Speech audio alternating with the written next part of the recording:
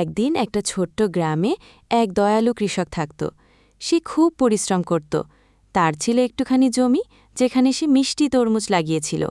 রোজ সকালে সে গাছগুলোর যত্ন করত, জল দিত, রোদ থেকে বাঁচাত। দেখতে দেখতে তরমুজ গাছে ফুল ফুটল, তারপর ছোট্ট তরমুজ হলো। তরমুজগুলো বড় হতে থাকল, কৃষকের চোখে স্বপ্ন ঝালমল করছিল। সে ভাবছিল তরমুজ বিক্রি করে তার সব অভাব দূর হবে। কিন্তু একদিন হঠাৎ একটা হলুদ রঙের গরু চলে এলো তরমুজ খেতে। গরুটি ছিল খুব দুষ্টু, আর রোজ সকালে এসে সে তার মিষ্টি মিষ্টি তরমুজ খেয়ে যেত। কৃষক অনেকবার তাড়িয়েছে, কিন্তু গরুটি রোজ ফিরে আসত। কৃষকের খুব কষ্ট লাগত, আর রাগও হচ্ছিল খুব। একদিন কৃষক রেগে গিয়ে তরমুজ গাছে বিষ মিশিয়ে দিল।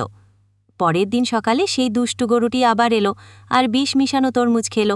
যেই খেল, অমনি তার খুব ব্যথা শুরু হলো, আর সে ছটফট করতে করতে মাটিতে পড়ে গেল। কৃষকের রাগ কোথায় যেন উধাও হয়ে গেল। গরুকে মরে যেতে দেখে তার মনটা খুব খারাপ হয়ে গেল। সে দৌড়ে গিয়ে গরুর কাছে বসে পড়ল, আর কাঁদতে কাঁদতে বলল, আমি কি করলাম, কেন আমি এত রেগে গেলাম? তার খুব দুঃখ হলো।